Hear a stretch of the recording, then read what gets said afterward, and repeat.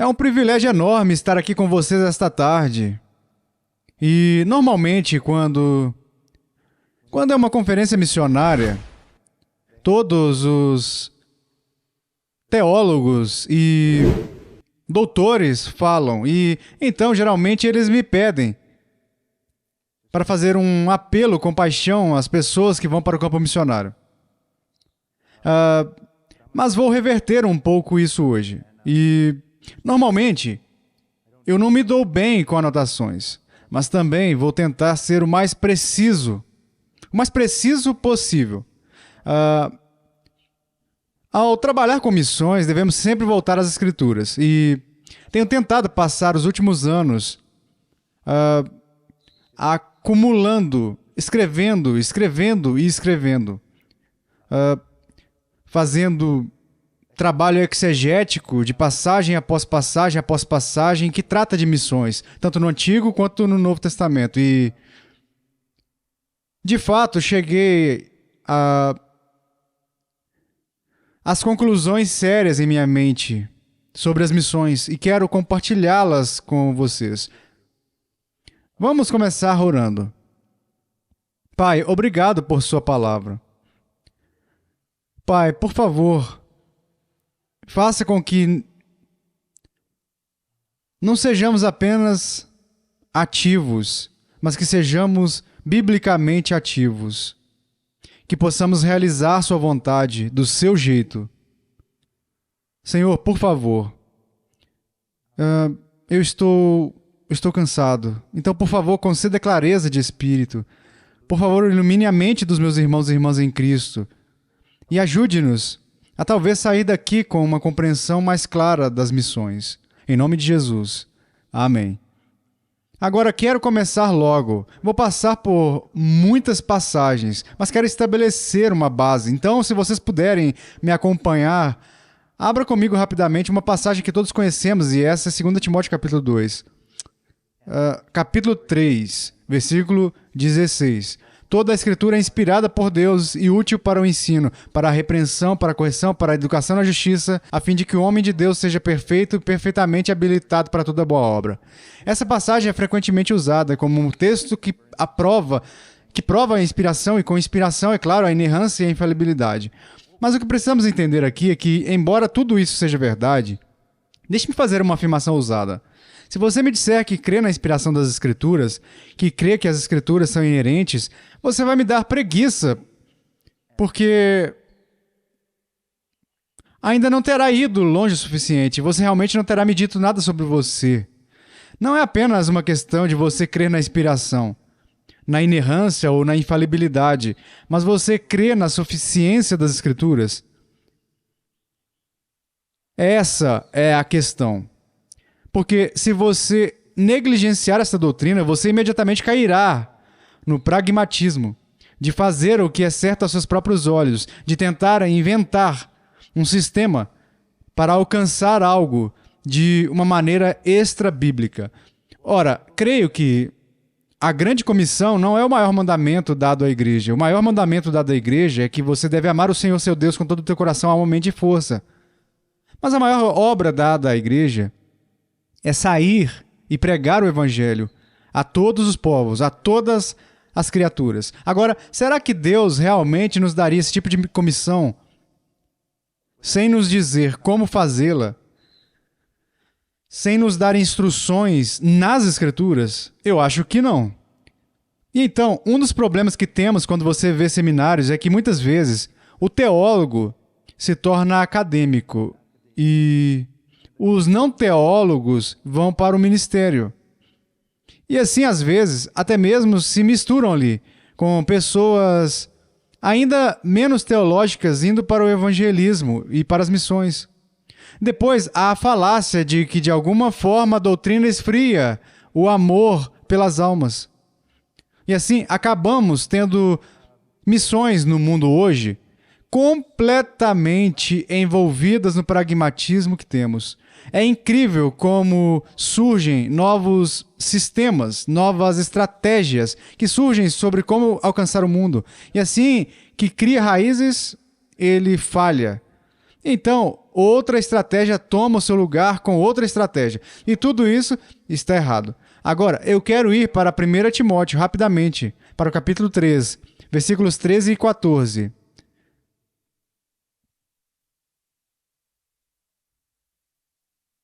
Bem, vamos para o 14. Ele diz: escrevo-te estas coisas, esperando e ver-te em breve, para que, se eu tardar, fique ciente de como se deve proceder na casa de Deus, que é a igreja do Deus vivo, coluna e baluarte da verdade. Agora, a primeira coisa que você precisa reconhecer aqui é que Paulo está estabelecendo para Timóteo que a igreja pertence a Deus. Não pertence aos ministros ou administradores. Não nos pertence. Este é um ponto um tanto importante. Ele também usa o termo Deus vivo. Sempre que Deus vivo é mencionado no Antigo Testamento, geralmente é que Deus foi exposto a uma competição com ídolos. E geralmente há um sentimento de ira e juízo. E penso que o que ele está fazendo aqui é alertar Timóteo. Tenha cuidado, seja extremamente cuidadoso. Esta é a igreja de Deus. Não é sua. É a noiva de Deus. E então veja o que ele diz aqui. Ele diz: escrevo-te estas coisas, esperando e ver-te em breve, para que, se eu tardar, fique ciente de como se deve proceder, na casa de Deus. Como você pode saber como se comportar na casa de Deus? Só há um caminho, através do que está escrito. Penso que é uma das passagens mais importantes de toda a Bíblia e é negligenciada. Só há uma maneira de você ter certeza de que no dia do juízo você será aprovado no seu ministério. E isso é fazendo o que está escrito, se comportando de acordo com o que está escrito. E isso, claro, tem muito a ver com a grande comissão. Então, a grande comissão, a atividade da grande comissão deve ser baseada nas escrituras, na palavra de Deus. Agora, quero ir ainda mais adiante, quero ir por um minuto à carta aos Hebreus, porque estou estabelecendo um alicerce. Quero que vocês abram o capítulo 8 e versículo 5. O escritor de Hebreus está citando Êxodo 25:40. E é isso que ele diz no versículo 5. Os quais ministram em figura e sombra das coisas celestes, assim como foi Moisés divinamente instruído. Quando estava para construir o tabernáculo, pois diz ele, vê que faças todas as coisas de acordo com o modelo que te foi mostrado no monte. Ora, se ele disse isso sobre um tabernáculo que era uma sombra e um tipo de realidade maior, que é a igreja, então quanto mais deveríamos ver, quanto mais devemos estar em alerta, quanto mais devemos ter cautela na forma como lidamos com a igreja. E você diz: bem, irmão Paul, estamos falando sobre a grande comissão, não sobre a igreja. Sério?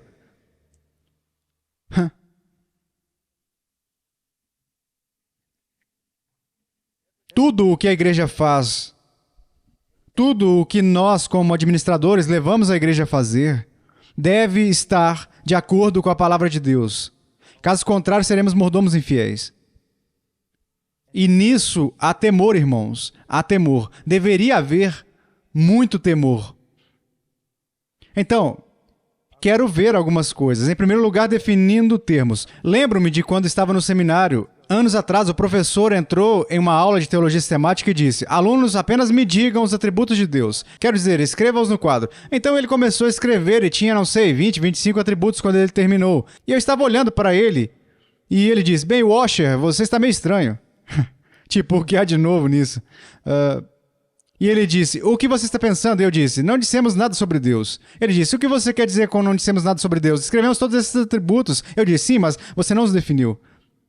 Quando todos nessa classe, éramos cerca de 30, quando olhamos para a palavra santa, poderíamos ter 30 definições diferentes, e assim você não definiu nada sobre Deus. Não temos nenhuma revelação de Deus neste quadro negro, até que alguém dê uma definição bíblica de cada um destes termos.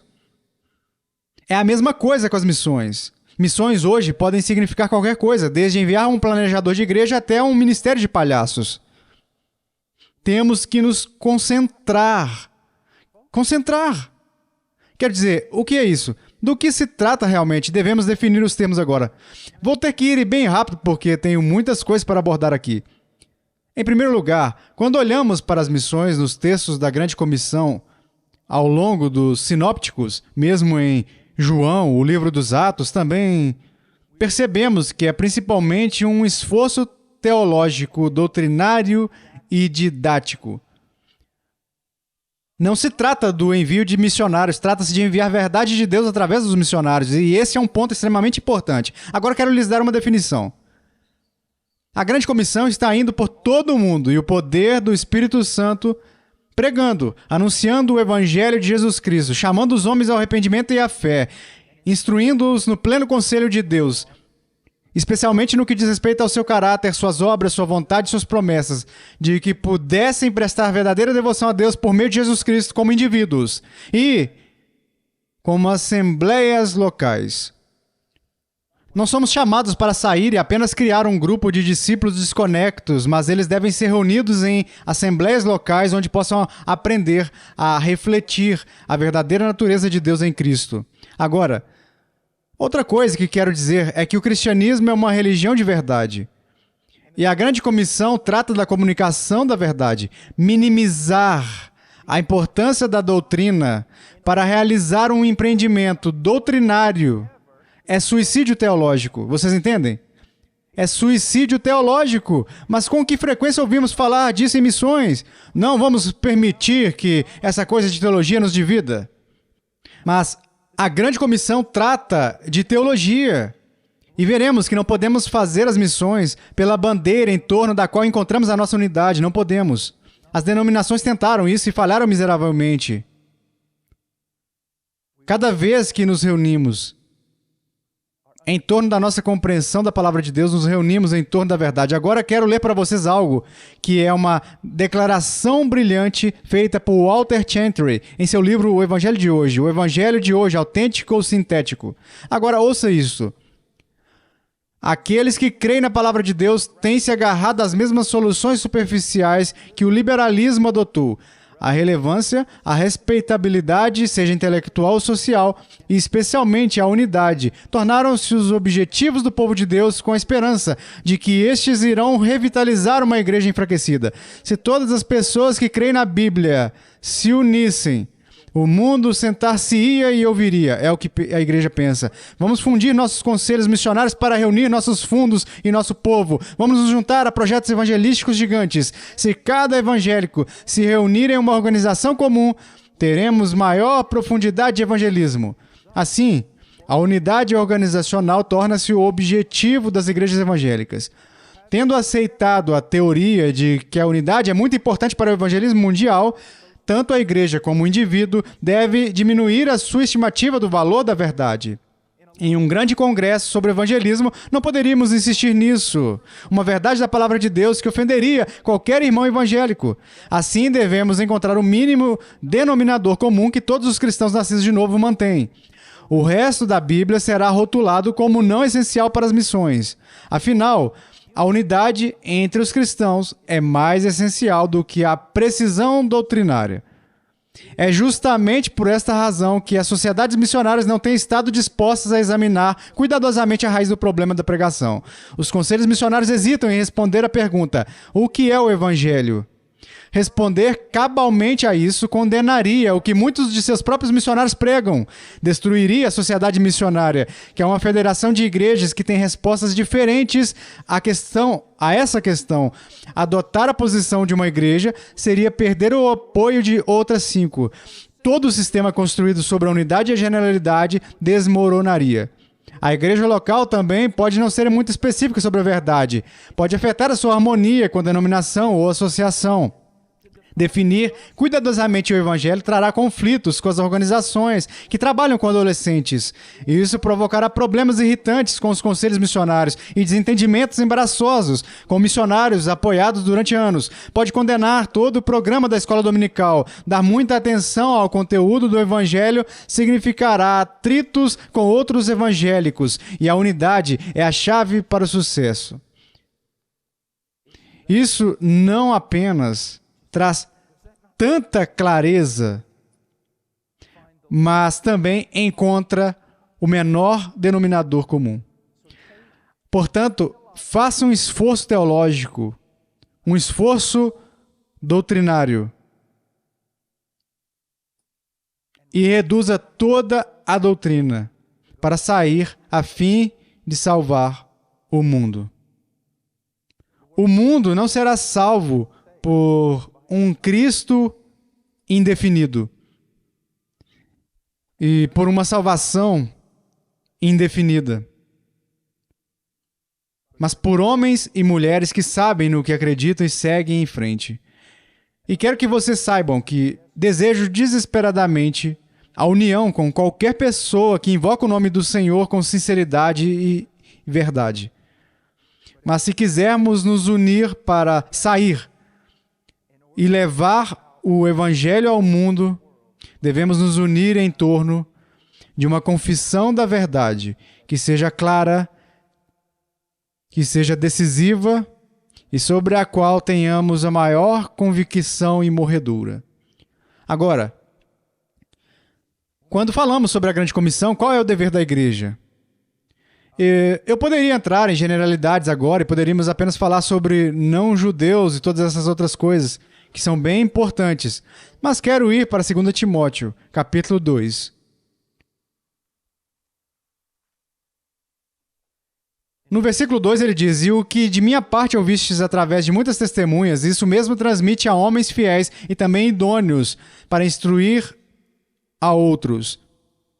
Agora, marque aí e vá para 1 Timóteo, capítulo 5, versículo 22. "A ninguém imponhas precipitadamente as mãos. Não te tornes cúmplice de pecados de outrem.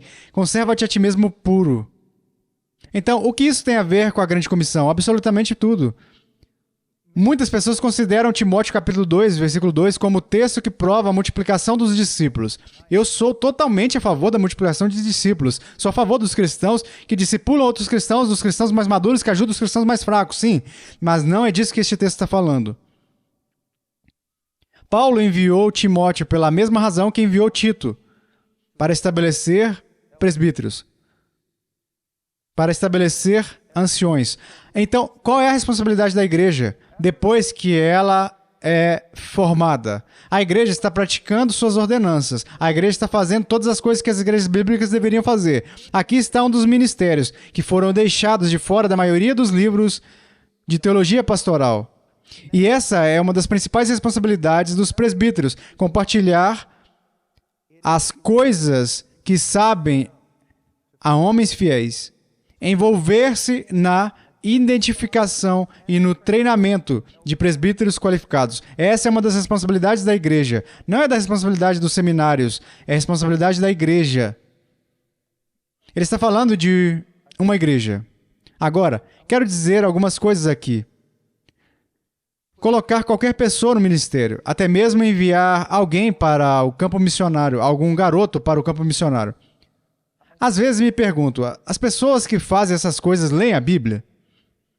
E quando leem a Bíblia, será que sentem algum temor de Deus sobre impor as mãos precipitadamente sobre um homem? Você tem noção do que faz? Seu erro, seu pecado no campo missionário não é nosso, é seu. Ele será trazido de volta a você no dia do juízo. Você é responsável por esse homem. Agora, não tenho tempo para entrar em detalhes sobre isso, porque preciso continuar, mas quero dizer algumas coisas aqui. Eu disse, em primeiro lugar, creio que a igreja local é o lugar onde os missionários nascem, são nutridos, treinados, testados, aprovados, ordenados, enviados, supervisionados e responsabilizados. Agora, você diz, ora, e quanto aos institutos e seminários bíblicos? Eles são úteis no treinamento, mas nunca poderão substituir a igreja. Podem ser o instrumento mais preciso nas mãos de Deus, mas nunca substituem o trabalho dos presbíteros e da igreja.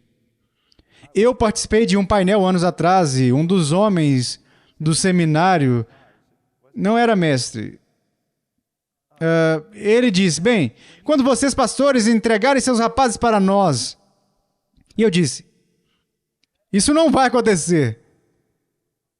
Não entregamos nossos rapazes para vocês. Podemos confiá-los, mas não os entregamos a vocês. Eles ainda são os nossos rapazes, eles estão sob os nossos cuidados e vamos continuar a nutri-los e zelar por eles. Eles são a nossa responsabilidade. Agora, repito, os seminários e os institutos bíblicos são absolutamente essenciais. Por quê?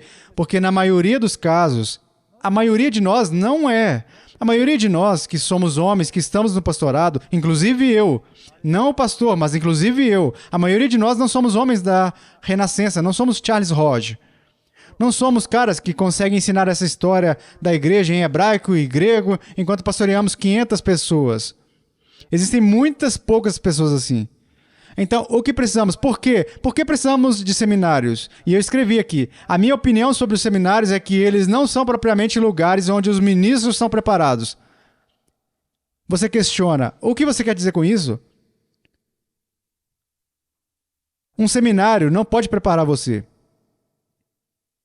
O propósito do seminário é fornecer as ferramentas necessárias para passar o resto da vida se preparando.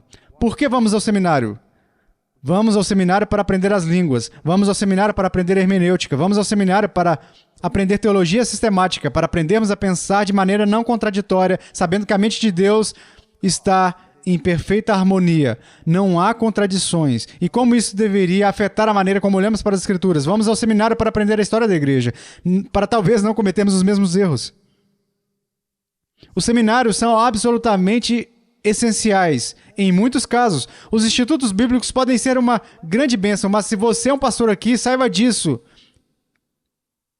A responsabilidade de identificar tais rapazes que têm um chamado em suas vidas, e na ajuda e supervisão de sua instrução, é sua e de sua congregação.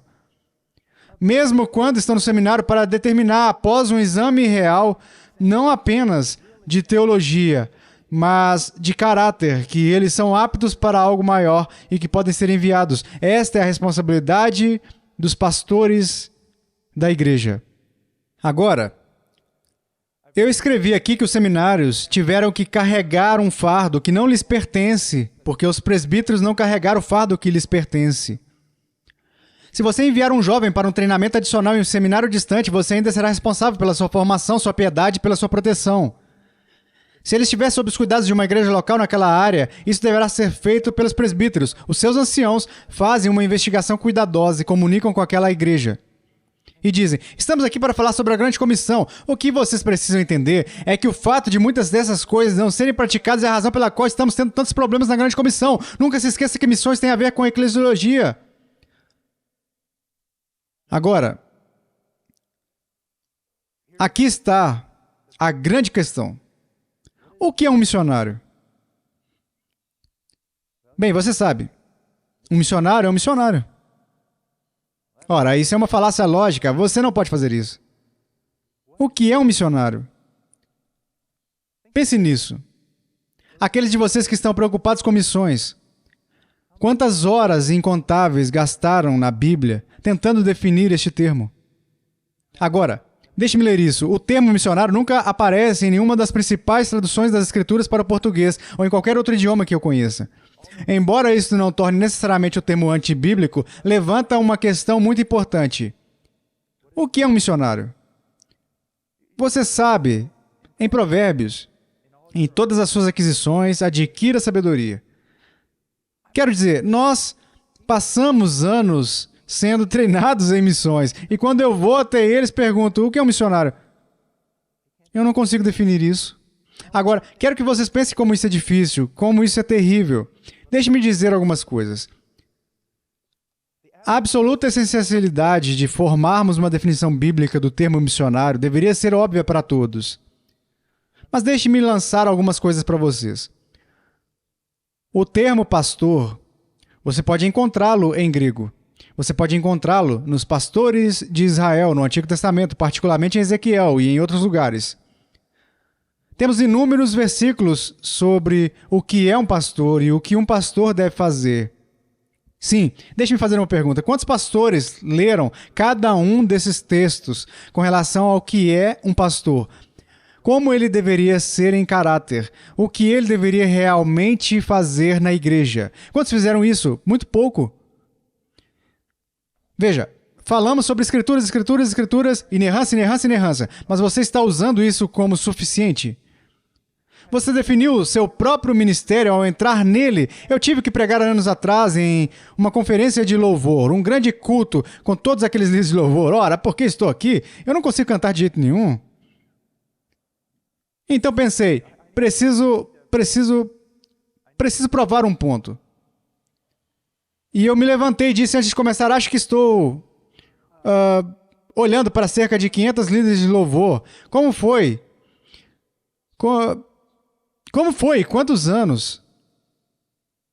Quantos anos vocês gastaram para passar de Gênesis até Apocalipse repetidas vezes, extraindo todos os textos sobre adoração, formando a sua doutrina de adoração, consolidando tudo e começando a praticá-la? Quantos anos vocês levaram para fazer isso? E eu podia ver no semblante deles. Eu não fiz isso. E então eu poderosamente lembrei-lhes que Deus matou 2 líderes de adoração no livro de Levítico exatamente por essa razão. Talvez vocês devessem pensar sobre isso agora. Bem, pense sobre isso. Ora, você sabe, adoração, sim. Isso é um grande negócio. Mas pense bem, pastor. Deixe-me fazer uma pergunta. Você já passou de Gênesis a Apocalipse, pegou todos os textos que contém a palavra clérigo, pastor, presbítero ou qualquer outra coisa, olhou todas as responsabilidades, anotou-as, todas as características, anotou-as e disse, ok, o que estou fazendo? Você não acha que isso é um descuido? Viu como podemos ter todo esse aprendizado, aprender tanto e não aprender o que precisamos aprender? Ora, eu disse tudo isso para dizer o seguinte: pastor é uma palavra que de fato está na Bíblia. Missionários não está na Bíblia. Então, se vemos toda essa confusão entre os pastores e ainda assim os pastores têm todas essas escrituras, então agora podemos entender por que há tanta confusão sobre um missionário. Não podemos? Ora, o que é um missionário? Pois bem, o termo missionário vem do latim missionarius, do verbo mittere. E só para vocês saberem, a maioria dos estudiosos crê que o termo foi usado pela primeira vez por missionários jesuítas que foram enviados ao norte da Europa para impedir a reforma.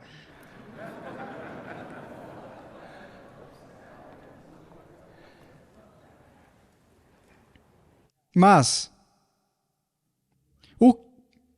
o que é um missionário? É latim.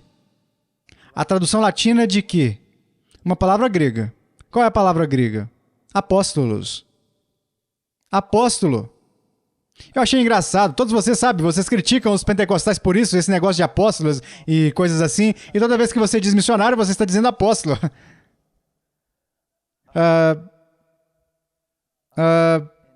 Miteres. Apostelion. Enviados. Então, quando você diz missionário, você está dizendo apóstolo. Então, o que é um missionário? O que é um missionário? Ora, é incrível que quando você chega ao termo apóstolo e ouve um estudioso escrever ou falar sobre isso, ele sempre começa com o mundo greco-romano. O termo apóstolo significa isso. Você sabe, alguém enviado com autoridade. Mas aqui está o problema. Achamos de fato que o Senhor pegou essa definição do mundo greco-romano? Foi isso que ele fez? Não. Ele tirou isso do Antigo Testamento. Ao ler o Antigo Testamento, especialmente se você usar a Septuaginta, que é a tradução grega do Antigo Testamento hebraico, você encontrará isso com bastante frequência. Deus enviou, Deus enviou, Deus enviou, Deus enviou. Mas há outra coisa que quero que você saiba. Esse termo apóstolo, foi usado, muitos estudiosos creem, pelo Sinédrio e também pelas sinagogas maiores. Foi chamado em hebraico de Shaliach. Agora, quero ler algo de Samuel Waldron. E, por favor, apenas ouça. Um apóstolo é um enviado, tanto em hebraico quanto em grego. A palavra para apóstolo é derivada do verbo que significa enviar. Entre os judeus, porém, a palavra Shaliach, ou enviado, alcançou um significado muito específico. Pesquisas recentes mostraram que a estrutura formal do apostolado deriva do sistema jurídico judaico no qual uma pessoa pode receber o poder legal para representar outra. Aquele que possui tal procuração é denominado Shaliach, ou apóstolo. A singularidade dessa relação é claramente expressa pela noção de que Shaliach, o enviado, é como o próprio que enviou. Ora, o que isso significa? Quem ouviu aquele que o enviou, Shaliach. E é aí que entra a autoridade. E penso que você provavelmente já está traçando paralelos entre o Filho e o Pai, e entre os apóstolos e Cristo. Agora, no Novo Testamento, a palavra grega apóstolo também possui um significado técnico semelhante. Jesus Cristo foi o apóstolo de seu Pai, Hebreus 3. Assim, o que Jesus disse, seu Pai também disse, João 14, 6 a 10. De modo semelhante, os 12 são seus apóstolos, João 20 e 21. Quem recebe um apóstolo de Cristo o recebe, Mateus 10, 40, João 13, 20. Portanto, um apóstolo era o representante legal com autoridade para uso. Na linguagem moderna, ele tinha procuração de outra pessoa. Agora, talvez eu tenha que sair das minhas anotações porque percebo que o tempo está acabando e tenho que correr como um esquilo. Então, eu quero que vocês vejam algumas coisas aqui. Em primeiro lugar, na Bíblia temos os apóstolos de Cristo. E num sentido restrito, refere-se aos 12, que foram escolhidos diretamente por Cristo durante o seu ministério terreno. Os ensinamentos dos apóstolos lançaram os fundamentos da igreja, que só podem ser lançados uma vez. Só para vocês saberem, Efésios 2:20. Nenhum homem fora da esfera dos apóstolos originais atende aos requisitos de um apóstolo genuíno, conforme estabelecido nas Escrituras, 2 Coríntios 12:12. O apóstolo Paulo se viu como o último a ser chamado, 1 Coríntios 15:8. Então resolvemos essa questão. Não há mais apóstolos de Cristo hoje, mas num sentido mais amplo, o termo apóstolo também é usado no Novo Testamento para descrever aqueles homens que foram enviados pela igreja. Enviados pela igreja como seus representantes oficiais, mensageiros, enviados, emissários, delegados ou cooperadores para a expansão e edificação da igreja no campo missionário. E há 2 lugares onde encontramos isso. Está em 2 Coríntios 8, 23 e Filipenses 2, 25. Agora, eu só quero que vocês abram por um minuto em 2 Coríntios. E quero lhes mostrar o 8, 23. Diz: quanto a Tito, é meu companheiro e cooperador convosco. Quanto a nossos irmãos, são mensageiros das igrejas e glória de Cristo. Aqui é o plural de apóstolo. Eles são os mensageiros das igrejas. Em Filipenses 2:25, um pastor morreu, assim como o mensageiro da igreja em Filipos, que foi enviado pela igreja como representante da igreja para ministrar a Paulo. Agora, quero fazer uma distinção aqui. Os apóstolos de Cristo foram nomeados e enviados sob a autoridade direta do Cristo ressurreto. Número 1. Isso os torna extremamente únicos. Além disso, eles receberam revelação de Cristo, que lançou os alicerces da igreja. Então, esses são os apóstolos de Cristo. Mas no Novo Testamento temos os mensageiros das igrejas. Eles são enviados oficialmente. Enviados oficialmente. É um cargo oficial, é um cargo técnico, é algo muito importante. Eles são enviados pela igreja. Como enviados emissários, mensageiros da igreja. Para levar de uma vez por todas a revelação transmitida aos santos através dos apóstolos de Cristo. Então, o que é um missionário?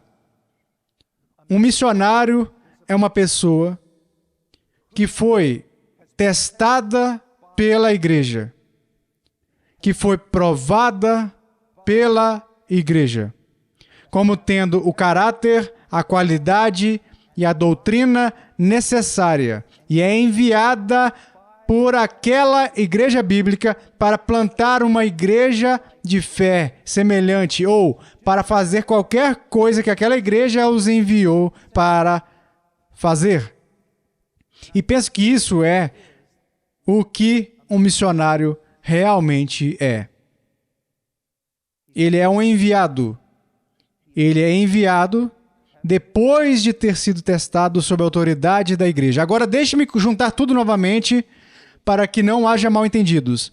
Os apóstolos de Cristo foram homens chamados por Cristo durante o seu ministério terreno. Eles foram enviados por Cristo e receberam revelação. Eles tinham autoridade super-eclesiástica. Eles eram os apóstolos de Cristo e eles foram para casa para estar com o Senhor. Paulo foi o último. Mas depois há os mensageiros das igrejas. Homens conhecidos pela igreja. Homens conhecidos pelos mais velhos. Homens treinados. Homens investiram em homens que foram testados. E são enviados pela igreja com uma tarefa específica. E quando sai como representantes daquela igreja com a mesma doutrina. E quando eles falam essa doutrina, eles estão falando pela igreja. E se a doutrina deles for verdadeira, eles estão falando em nome de Deus. Agora, quero que olhemos por um momento para 2 Coríntios. E quero que vocês vejam algumas coisas que considero um tanto importantes no capítulo 8, versículo 16. Ele diz: mas graças a Deus que pôs no coração de Tito a mesma solicitude por amor de vós, porque atendeu ao nosso apelo e, mostrando-se mais cuidadoso, partiu voluntariamente para vós outros. Ora, o que está acontecendo lá em Corinto carecia de ajuda. E então o que aconteceu? Houve um chamado público às igrejas. Alguém precisava ir para Corinto. Foi um apelo público. Poderíamos dizer que alguém precisa ir para a Macedônia, ou alguém precisa ir para a Ucrânia, ou alguém precisa de ir para Madagascar, ou alguém precisa ir para Paris. E nesse chamado público, o que acontece? Diz que Deus colocou solicitude no coração de Tito pela igreja em Corinto. Deus fez isso. Essa palavra pode significar urgência. Também pode ser um amor sincero ou urgente. Um amor poderoso. Então, todos ouviram a convocação. Havia necessidades em Corinto, mas Deus colocou em Tito a determinação para ir. Eu quero ir. Eu preciso ir. Meu coração está partido por essas pessoas. Então, o que acontece? Diz no versículo 17... porque atendeu ao nosso apelo e, mostrando-se mais cuidadoso, partiu voluntariamente para vós outros. Em alguns lugares da Ásia, creio que os pastores estão excedendo a autoridade e estão enviando para o campo missionário pessoas que nem sequer são chamadas. Eles só foram enviados para lá porque o pastor disse: você precisa ir, eu escolhi você. Não é isso que está acontecendo aqui. O que está acontecendo aqui é que uma solicitude foi colocada no coração de Tito e ele aceitou isso. Ele foi por sua própria vontade. Era a vontade de Deus para ele. E ele tinha noção disso, uma noção poderosa disso. Agora, vejam o que mais acontece no 18. E com ele enviamos o irmão cujo louvor no evangelho está espalhado por todas as igrejas. Estes não são homens imaturos que foram enviados. Estes são homens que conhecem o evangelho tão bem que não são aprovados apenas em sua própria igreja, mas também em outras igrejas. E então ele continua. E precisamos nos apressar, então vamos até o 22. Com eles enviamos nosso irmão, cujo zelo em muitas ocasiões temos experimentado. E a mesma palavra usada em relação ao teste dos diáconos, ao teste dos presbíteros. Diz ele: em muitas ocasiões e de muitos modos temos experimentado. Agora, porém, se mostra ainda mais zeloso pela muita confiança em vós. O que temos então? Temos homens que ouviram um chamado público. Homens que se sentiram e sentiram em suas próprias vidas a seriedade e um desejo, uma paixão de ir. Eles aceitaram o apelo, mas também são homens que foram testados, homens qualificados, homens que conhecem o evangelho.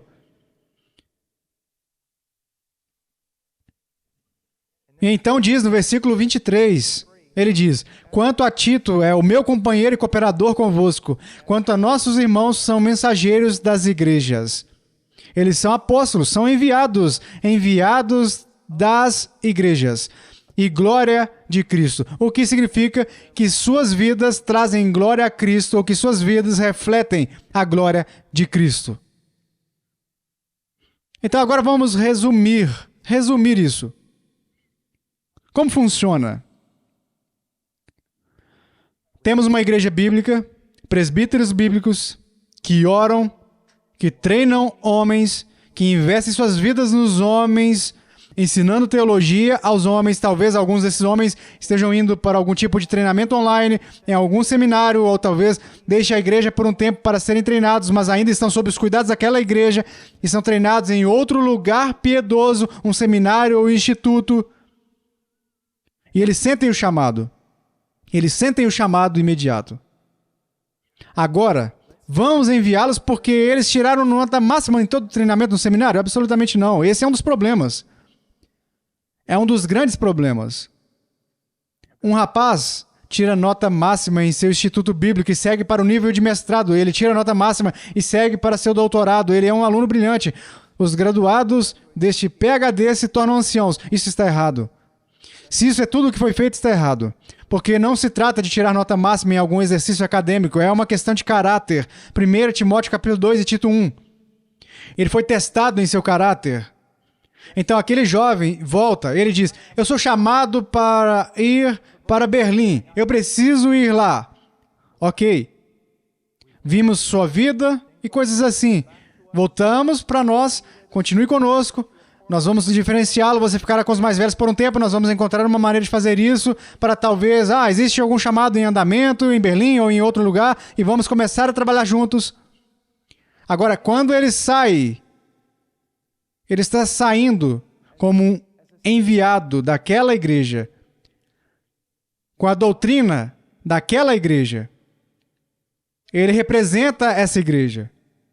Se ele falar de maneira incorreta, estará, de certa forma, traindo esse relacionamento com a igreja. Mas quando ele prega a doutrina daquela igreja, ele fala com a autoridade dessa igreja. Ele é um missionário.